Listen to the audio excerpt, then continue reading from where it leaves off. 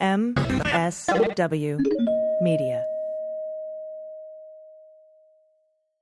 Thanks to our new sponsor, Maeve, for supporting our podcast. Dogs need unprocessed, high-protein, low-carb diets that kibble and fresh foods don't deliver. Make the switch to raw today. Right now, Maeve is offering $40 off your first order at meetmaeve.com/dailybeans. News with swearing.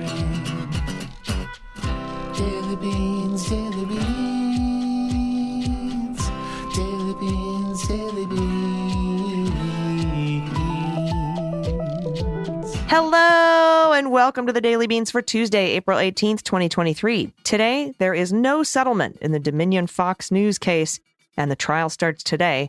Trump acolyte Ali Alexander has admitted to soliciting nude photos from teenage boys.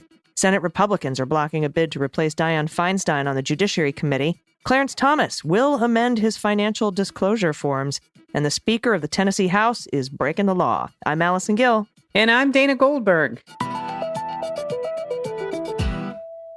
Woohoo! Welcome back. Oh my gosh, it is so good to be back. I missed you. I missed the beans. It's weird when I'm gone for so long, and I hope I can still read out loud. We're going to practice reading out loud today. Yeah, today should be fun. Today should be fun. So just bear with me. It's been a while since a mic was in front of my face. That wasn't comedy coming out of my mouth, but I'm just so happy to be home. There'll still be comedy coming. There's always comedy coming. There will still be comedy coming out of my face. Yep. We cannot stop the face comedy. No. But I hope you had a great birthday, and I hope you had some great time away. I did. Thank you. Thank you. Thank you. We all missed you very, very much, and I'm so glad you're back. Lots of court stuff going on, including the judge, Dana, in the E. Jean Carroll case, refusing Trump's demands. Like, he keeps asking for the jurors' names, and he keeps trying to get the jurors' names, probably so he can, intimidate them. 100%. Pay them off and whatever. And the judge is like, nope. He tried to get the trial delayed because they needed a cooling off period from the arraignment and the media circus that it caused. And it's like, the judge is like, you did that to yourself. You embarrass yourself. And refused to delay the trial. So that starts on the 25th still. And there were like reports out last night, like, oh my gosh, the judge in the Dominion case, delayed the trial starting for one day. And everyone's like, oh, are they going to settle? Are they going to settle? Well, according to MSNBC just today on Nicole Wallace, no, there is no settlement that's been agreed to. The trial starts today, Tuesday. Yeah, Tuesday. And it's time travel. And those stories I'll go over in detail on tomorrow's Cleanup on Aisle 45 podcast with Pete Strzok. So I'm looking forward to that. All right, my friend. We have a lot of news to get to. So let's hit the hot notes. Hot notes. First up, from Will Sommer at the Daily Beast. And content warning here for sexual assault on a minor. A key figure in the pro-Trump Stop the Steal movement has apologized after being accused with proof of asking teenage boys for sexual pictures. This is Ali Alexander. He's become one of the most ubiquitous figures in the MAGA movement.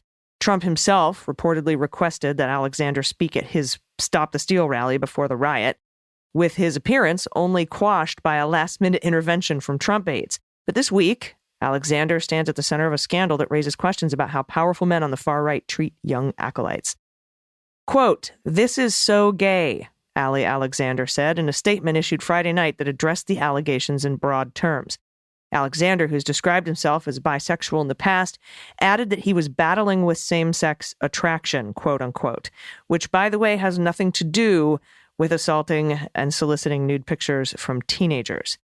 On Friday night, Ali Alexander, who was questioned by the January 6th committee about his role organizing a canceled rally dubbed the Wild Protest, issued a statement Friday offering a general apology. Quote, "I apologize for my inappropriate messages sent over the years," he wrote, adding later, "When I've flirted or others have flirted with me, I've flexed my credentials or dropped corny pickup lines. Other times I've been careless and should have qualified those coming up to me. My identity, I guess," there's a misspelling here, "during flirtatious banter at the start." Now, Alexander didn't respond to requests for comment from the Daily Beast. In his statement, he claimed he had also been targeted by false accusations and edited screenshots of his messages, but declined opportunities to point out which screenshots were not legitimate. Rumors about his alleged sexual behavior toward younger men have circulated in conservative online circles since at least 2015, but they reached a new level last month after Milo Yiannopoulos, is that how you... It's Yiannopoulos. He's a piece of shit, but yeah. Like an asshole. After he turned on Ali Alexander, after Ali Alexander and Nick Fuentes pushed him out of a potentially lucrative position in West's nascent presidential campaign. Remember when West was Kanye Yes, West? I do. Yeah. Yes, I do. Yiannopoulos started releasing video interviews and other evidence to prove that Ali Alexander sexually propositioned both adult men in their 20s and at least 2 teenagers. Yiannopoulos, whose own career as a far-right pundit just totally imploded in 2017 after remarks he made downplaying the seriousness of pedophilia, claims he has more damaging videos to release. He has more about Alexander and Nick Fuentes. Yiannopoulos claims he's releasing the video against Alexander because Alexander dropped Yiannopoulos' name to entice young men. I was name-dropping him. One screenshot purports to show Ali Alexander dangling the prospect of meeting with Yiannopoulos to a teenage boy. This is 2017. Aidan Duncan, a 15-year-old boy in Colorado interested in right-wing politics, sent Ali Alexander nude photos after the MAGA activist asked him for them, and that's according to an account Duncan gave in a March 2023 podcast appearance. Now, while he was in high school, he was just a sophomore starting out in politics. Ali Alexander was 32 years old with a decade of political work and now was willing to share the connections he had gained through that work with this teenager as long as the teenager met certain preconditions, including secrecy. But in his messages to Duncan, according to the screenshots, there was one name Alexander dangled as a perk for the teenager if he kept contact with Alexander, and that's Milo Yiannopoulos. In a September 4th, 2017 exchange about an upcoming trip Alexander was planning, he purportedly told Duncan he would introduce the teenager to Yiannopoulos and speculated about whether the boy would be Alexander's arm candy and suggested the boy would have to be, quote, entertaining. Quote, rolling with me, he wrote, according to the message. Mostly, I'll have an entourage. Depends. Depends. If it's me babysitting you during the day, then no, I don't have kids. If it's something more entertaining, then maybe. All depends on what we're up to. No matter what, I'll let you meet Milo. There's probably 5 people I'll introduce him to. But who will be my arm candy? The one with me always in VIP and in out? Well, that's to be determined by the boy who plays his cards the most correct. The boy who plays his cards the most correct, unquote. And then he went on to say arm candy is better than babysitting. Other screenshots show Duncan sending Alexander a picture, which was redacted in the version of the screenshot reviewed by the Daily Beast. Alexander responded with the face with the heart eyes emoji and asked the teenager which app Alexander should use to send him money. An undated series of screenshots purports to show Ali Alexander laying out rules for his contact with the teenager, many of them stressing secrecy and a sort of quid pro quo relationship between sexual availability and career opportunities. Everything is secret and private, he said. We are family. Another said Duncan was allowed to say no, but that he might deprive him of something unspecified if he did. Quote, boundaries are cool. You're allowed to say no. However, the less you deprive me of, the less I deprive you of. I'm a big sharing person unless it's not even. Of course, Ali Alexander says he is the victim here. So, AG, if I can interject for a second before I go on to the next one. The stories like this infuriate me because this is a fucking groomer. Ali Alexander is a fucking groomer. This is a 15-year-old boy, and he is using his power to get something from him. That's why I'm so infuriated with people like Marjorie Taylor Greene, her talking about how drag queens are grooming young children. No, they're fucking not. This is a groomer. When I was gone on break, one of my galas was for the Child Rescue Coalition. And I'm going to tout myself for a second. I raised $280,000 that night during my part so that child predators on the dark web would be arrested. That's what they do at the Child Rescue Coalition. They use technology to catch child predators on the dark web. These fuckers like Ali Alexander are doing this in broad daylight. This is grooming. Please do not get it conflated. This has nothing to do with the sexual orientation. This is pedophilia. This is a man in power who is older grooming a young boy. Period. The end. Yeah, and I left out the entire screenshots and text messages between him and a 17-year-old boy who, and you can read all of that in the Daily Beast article that I've shared on Twitter about Ali Alexander. And yeah, it is infuriating. And thank you so much for the work that you're doing, helping raise that money to catch people like this. I don't understand how he's not in jail for this. Yeah, honestly. I don't either. I hope that it happens. Thank you for letting me just spout for a minute. It infuriates me because the LGBTQ community, somehow the right has taken this word groomer and started using it against us again. And this is a perfect example of what grooming actually is. Yeah. So, and there's been a lot of it. And like most of the time you see a story these days, it's on the right. It's some Republican, some MAGA, it's some Christian pastor. Mm-hmm. It's not a fucking drag queen. Okay. Whew. This is from Judd Legum. And last week, Tennessee House Speaker Cameron Sexton, he's a Republican. He led the charge to expel those two members of the Tennessee House. That was Justin Jones, a Democrat, and Justin Pearson. As we know, both of those gentlemen happen to be Black. I'm sure that will come up. Now, Jones and Pearson were expelled for expressing solidarity with protesters in the House gallery who were calling on legislation to take action after a mass shooting left 6 people, including 3 children, dead. Now, Sexton, by the way, also voted to expel Representative Gloria Johnson, who's a Democrat, but she kept her seat. That may have caused a big problem. Now, according to Sexton, Jones and Pearson were expelled for breaking, quote, several rules of decorum and procedure by speaking from the floor without being recognized. No one in the history of the Tennessee legislature has ever been expelled for a procedural violation. I think he spoke for 15 seconds longer than he was supposed to. Mm-hmm. Yeah, and I'd like to point out, by the way, that Ted Cruz and Tommy Tuberville exceeded their 2-hour debate limit on Arizona when they were objecting to the electoral vote count, which not only violated the rules of the joint session, but also violated the law, the Electoral Count Act. And nobody, was up in an uproar to expel them for debating on the floor too long. Yeah, I know. Yep, the White Hoods in Tennessee are definitely going on right now. That's all I have to say about that. But while Sexton is imposing draconian punishment for technical violations of procedural rules, an investigation by Popular Information reveals that Sexton may be in violation of the fundamental rules of the legislature prescribed in the Tennessee state constitution. Specifically, Article 2, Section 5A of the Tennessee state constitution. And this states, and I quote, each district shall be represented by a qualified voter of that district. Now, Sexton represents the 25th District, a community located about 115 miles east of Nashville. It's a deep red district, and in 2022, Sexton won re-election with more than 82% of that vote. There is evidence, however, that Sexton is not a qualified voter of the 25th District. So he's the one that's actually in trouble. Now, on his official website, Sexton lists his address in Crossville as 186 Homestead Drive, and a more than 4,000 square foot 4-bedroom home that sits on more than 1 acre of land. But according to property records, Sexton sold that house in October 2020 for $420,000. There are receipts.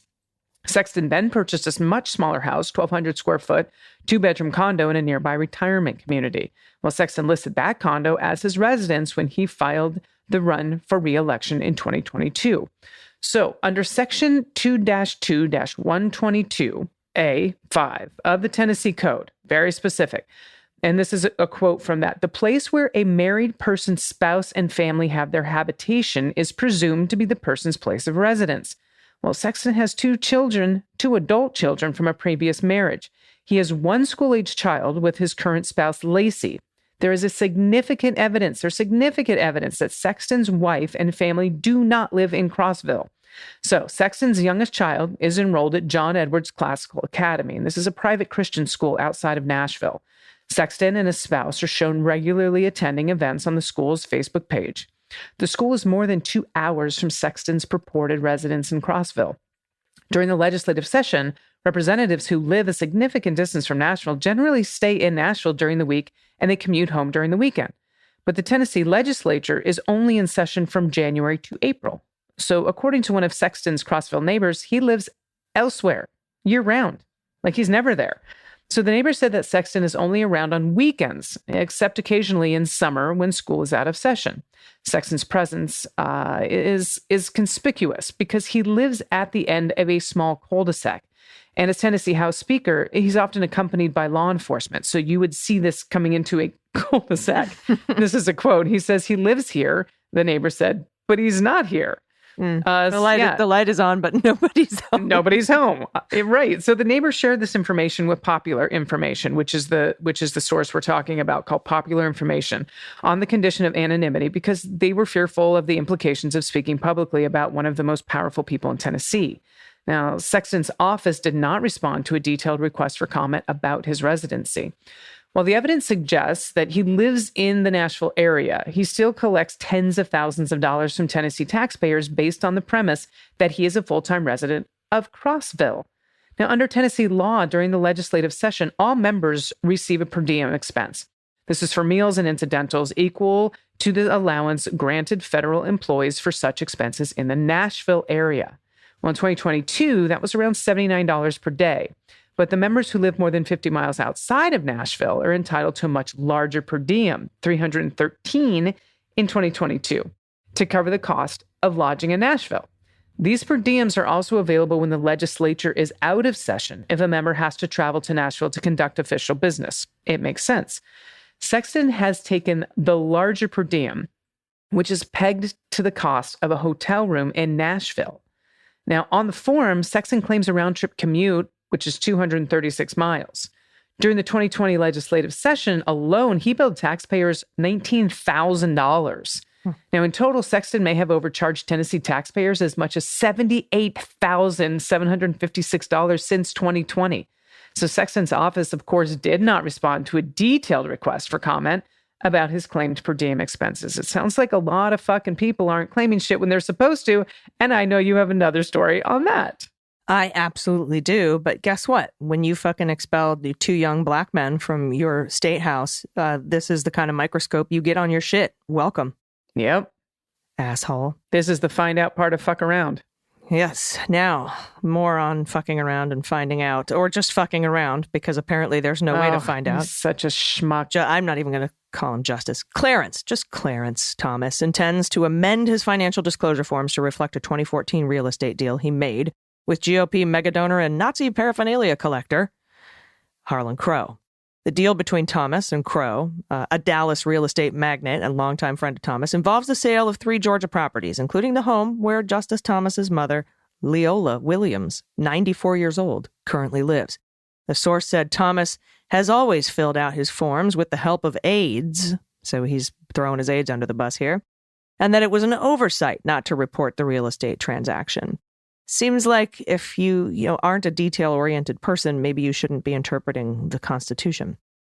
Thomas believed he didn't have to disclose this because he lost money on the deal, according to the source. Wow. Oh, no, I'm a shitty real estate investor. Thomas will review the forms and amend as appropriate, the source said. Now, there's a reason he lost money on this deal. There's a reason he sold for less, and it's because Harlan Crow is letting his mom live there rent-free. The real estate deal was first reported by ProPublica, and they've been investigating the ties between Thomas and Crow. And according to ProPublica, Crow has given more than $10 million in publicly disclosed political contributions and supported efforts to move the judiciary to the right. Thomas also has come under fire for not reporting luxury travel that he and his wife Ginny took with the Crows, including trips on the super mega yacht and private jet. The justice defended, Clarence defended his decision not to disclose, saying in a rare statement that he was advised at the time that he didn't have to report it. Well, can I advise you at the time that you need to stay the fuck out of my uterus? Can I do that? I think you should be able to.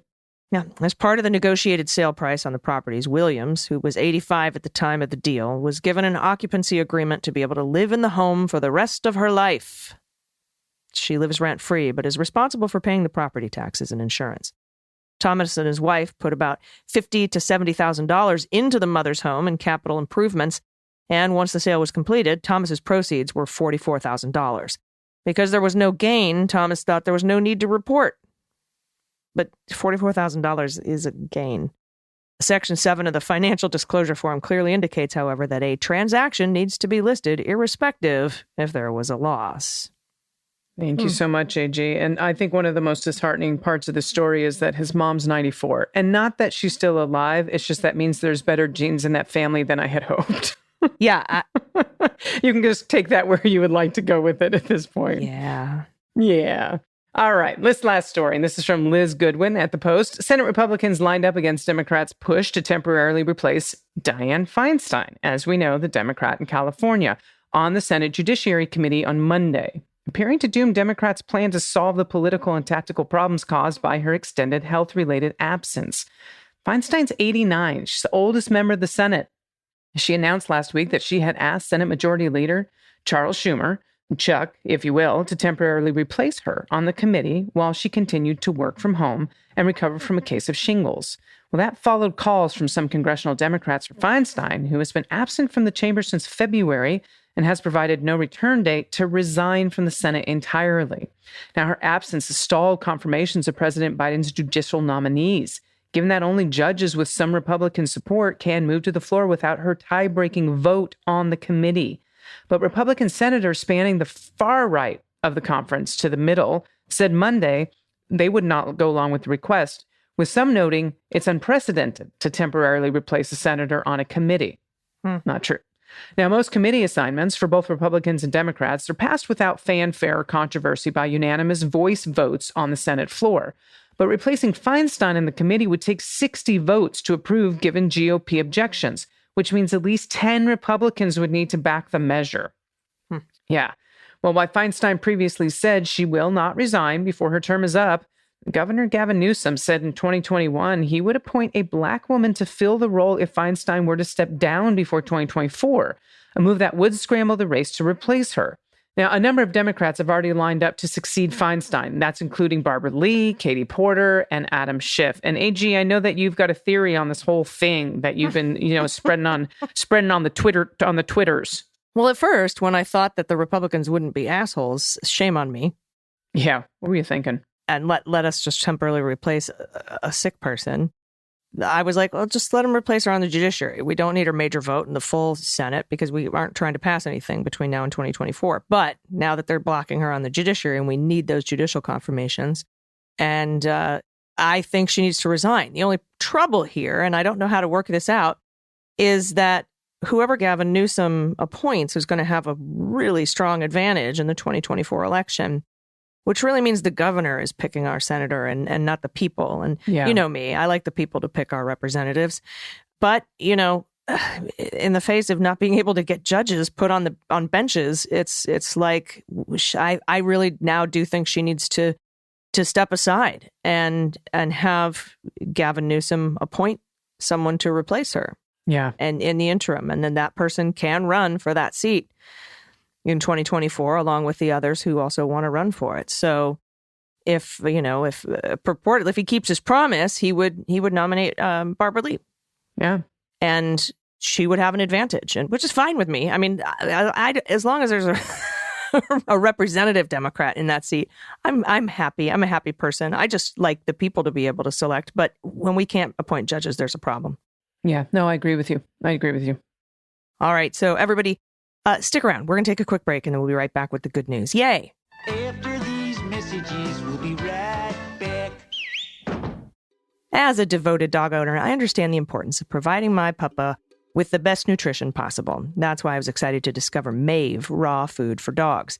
Unlike kibble, Maeve's diet is made with real human-grade ingredients and is formulated by PhD veterinary nutritionists to meet your dog's needs. Not only is it unprocessed and low-carb, but it also promotes better weight management, mobility, and overall health. With Maeve, you can rest easy knowing your dog is receiving the best possible nutrition without the need for any preparation or mess. I love the time saver.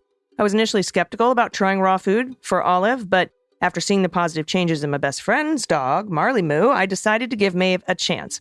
What I love best about Maeve is how easy it is to use and the benefits it provides, like improved digestion, healthier skin, and shinier coat.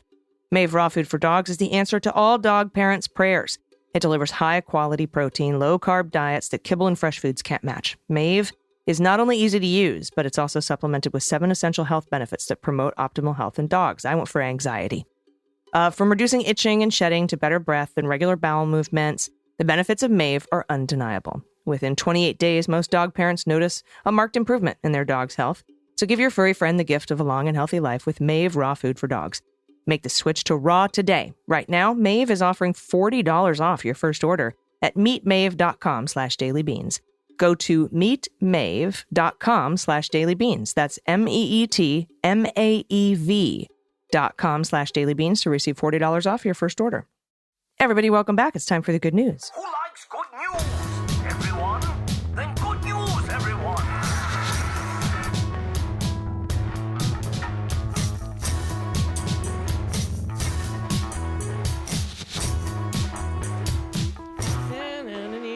Good news, good news. And if you have any good news, confessions, corrections, you want to play What the Mutt, shout out to somebody you love, shout out to an adoptable pet in your area if you don't have pod pet tax, shout out to a small business, or if you're a maker or creator, we'd love to hear about it. Whoopee stories, anything you want. What the Mutt with horses. I'm starting to get good at that. Send it in to us. Yeah, at dailybeanspod.com and click on contact. Something else I just want to talk about really quick before we get into this. You may have heard I'm planning to go to Netroots Nation this summer. I've mentioned it in passing, but I want to make sure you know all the specifics. If you don't know about Netroots Nation, let me fill you in. Netroots is the biggest gathering of progressives in the country, and it happens each year in a different city. This year's event is July 13th through 15th at the Chicago Hilton. Netroots Nation is for folks like us, activists, organizers, political nerds. People who go to Netroots Nation are from all over the country, people who care about the future of democracy, the preservation of democracy, the health of the planet, safety of our children, protecting vulnerable people, dignity for everyone. I think the Leguminati would fit in quite nicely. Now, you'll be treated to a banquet of panel discussions, so delicious you'll have a hard time choosing. There will be training sessions, inspirational keynotes. You will learn a ton. You'll make friends. Maybe we'll get to meet. You'll be encouraged by the great work people are doing. I know activism can be kind of exhausting. Netroots Nation will recharge your batteries. It's so awesome. I'd love it if you would join me in Chicago for Netroots Nation. Organizers have created a discount code for us to get a break on the price of a ticket. So you can go to netrootsnation.org to register and use promo code DailyBeans, all one word, to get 10% off your tickets. Let's go to Chicago. So very excited. I love Chicago. It's awesome. Yeah, Netroots Nation. All right. Let's get to these good news stories because I need some. From Amber, pronouns she and her. DG. I was so excited and completely surprised to see you walk on stage at the Human Rights Campaign Gala in Houston this weekend. Oh, awesome. I was there reconnecting with a high school friend I'd not seen in 30 years, and I was pumped. My friend was back home to lead some workshops on how to find your voice in conjunction with screening of her film, My Year of Dicks. Yes. You guys may have heard the buzz and giggles. It was on the Oscar shortlist. She was also in town to support an amazing young activist that won the Trailblazer Award last night. Oh, he was phenomenal. So can I interject in the story just a little piece? Yeah. So they gave her a shout out at the end of the gala, which is awesome. So if you can go find My Year of Dicks, it's really, really good. But this young man, the Trailblazer Award, he is fighting the all of these people that are trying to ban books in Texas. So he is going and speaking at these school board things. He's 19 years old. He's managed to get so many books reinstated, and they were trying to block the kids' ability to research things online by putting like a block on the internet. He got that lifted. Like, this kid is kicking ass in Texas. And so they were honoring him. That's who Amber's talking about. All right, keep going. That's so awesome. Amber says it was so great seeing their intergenerational friendship. They have connected on common ground on BS things that existed when she and I were in high school that have gotten worse in today's times. Book banning, body autonomy, the list goes on. They're both fighting the good fight. I'm so inspired to see young people out there really taking an active role to create positive change and engaging with other generations that are just as frustrated with the backwards crap going on in the world. I had an incredible night. I connected with a few old friends, met some wonderful new people, saw amazing speakers, and it was a great topper seeing you perform. Thank you both for all the work you do and helping me stay in tune and informed. Amber, I'm so glad you were there. Thank you for submitting. Cool. This is so awesome. Next time, come up and say hi to me. Okay. This next one is from Dan, pronouns he and him. Moral objection, bullshittery, and some pod pets to cleanse the palate. Hey, AG, as a current employee of your previous federal agency, the Hatch Act, is pathetic regarding social media, by the way. That moral objection language is important. Since Clinton's administration, that moral objection has been upheld. I used to supervise chaplains and would cover their spot in new employee orientation. We continue to be very clear about the fact that a moral objection is your objection. You get the fuck out of the way so that veteran will receive the clinically appropriate medication and procedure. We also tell new employees if they're working at a smaller clinic that there isn't another staff person. You really should talk to your new boss about that to the vet so the vet does not go without appropriate care. It is complete fucking bullshit for a legislator to draft laws or a judge to interpret laws based on their moral objection. If you can't be unbiased, then get the fuck out of the way. But here we are.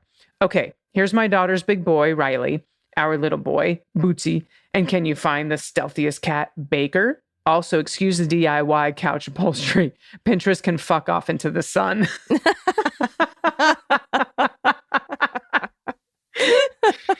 Oh my God, Dan. That was what a great submission. Look at these babies. Look at these puppers. Oh, yep. Pinterest can fuck off into the sun. Oh, that's very stealthy cat. Yeah, oh, yeah. I don't see the cat at all. No, very, not very at all. Well Nope. Yes, thank you for that submission. I hate that moral objection bullshit.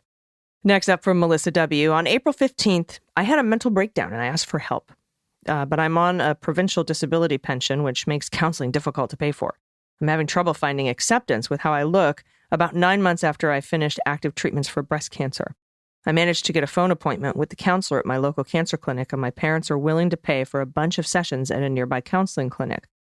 Whew, for a pod pet tax, I'm sharing a dog that needs to either be adopted or fostered in the Abbotsford area. The dog is named Sue, and he's 1 year old. Boy named Sue. He's a Maremma sheepdog, Anatolian shepherd. I would have never guessed that. He needs to have adequate space. He tends to bark at anything with movement, but he enjoys splashing in kiddie pools, taking long naps in the sun, and stomping in every mud puddle he can find. Sounds like a good watchdog. Yeah. Including a link to the boy named Sue, including a photo of Sue at the BCSPCA. And that's adopt.spca.bc.ca/pets/482909. Look at him. Sue is beautiful. Look at that boy. Hi, Sue boy. And Melissa, you're a fucking hero for asking for help. That's the hardest thing to do. Absolutely. Absolutely. All my thoughts are with you. All right, this is from Janice in San Diego, pronouns she and her. Hello, Beans Queens. Love your show and immediately subscribed. I turned my 80-year-old mom onto your podcast and she listens every day. Although I don't have a pet to share, as I put my last cat down in November, I do have my sister's What Them Up for you. I bought my sister and her husband a DNA kit for their dog for Christmas, and we were all surprised by the results. I hope you do better at guessing than we did. Narrator, we probably won't. He is now He's now 2 years old and approximately 90 pounds. The pics are of him, Barney as a puppy, with my niece on Easter, and with his, quote, dad for size context. Just wanted to say I'm excited to live so close to Allison as I live in Hillcrest, and I, too, live in the back house. Love this area, and so glad I share it with one of the Beans Queens. Keep up the great work, and we'll continue to listen to try and get others to listen too. Awesome. Hillcrest. Janice, maybe we'll run into each other at Moe's. Look at the brindle baby. All right, Oh Vishla. my God. Vishla. Look at those paws. Pitty. Maybe Staffy. Yeah, maybe even a little bit of Mastiff. Greyhound. Look at that, because the hips, you see those hips Oh, there? yeah. Oh, yep, on that picture. Oh, Oh, and girl's like cute too. Yeah, Not like to a objectify Roddy. people. Actually, I shouldn't say girl. That human's cute. Yeah, definitely. Janice, Moe's. Let's go. Have some frozen beverages. Oh, I don't see any DNA results. Oh, man. It always happens to us. We're like, we're getting it. We're doing it. All right. All right. How many did we get? We don't know. Well, we're 100% correct as far as I'm concerned. But Janice, if you want to send those DNA results in, if you didn't, or I can just poke my producer to see if I can find them. But what a beautiful pup. Thank you so much for that. And yay, Hillcrest.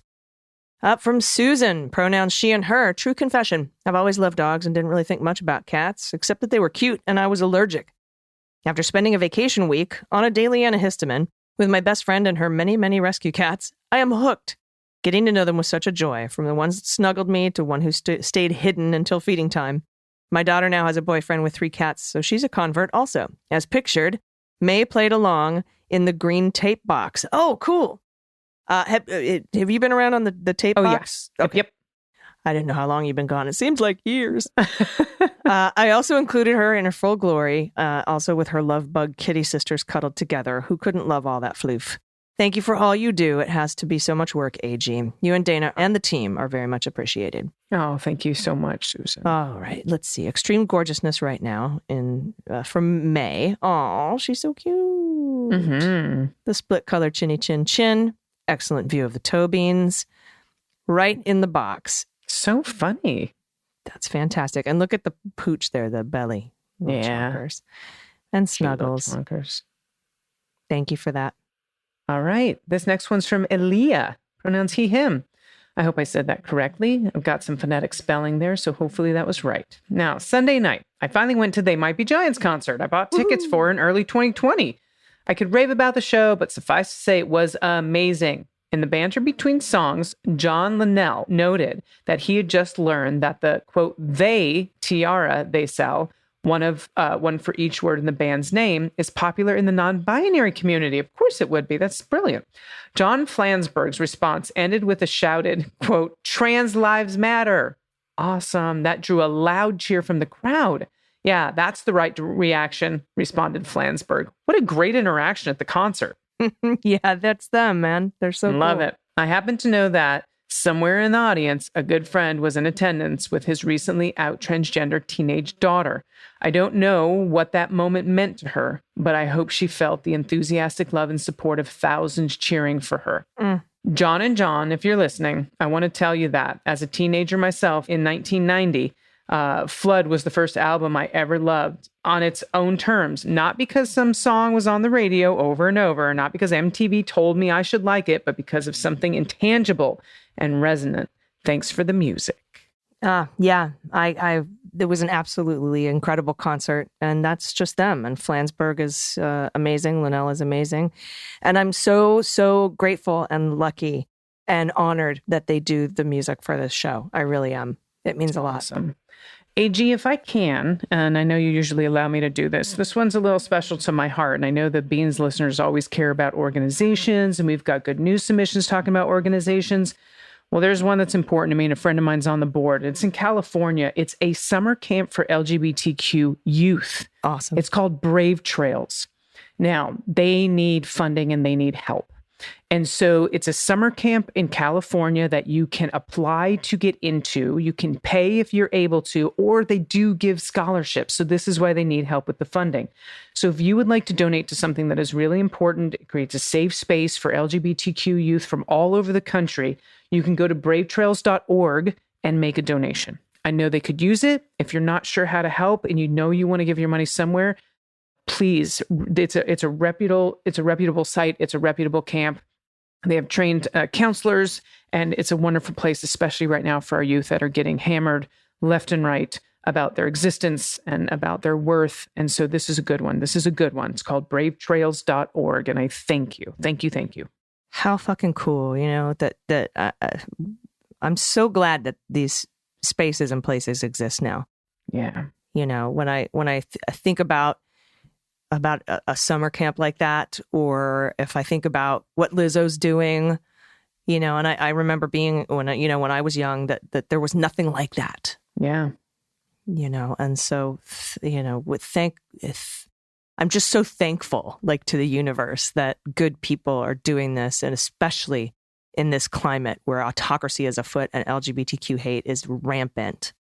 And they're using it to, you know, as a wedge, as identity politics, and a way to get people to hate people, because I guess people are tired of immigration.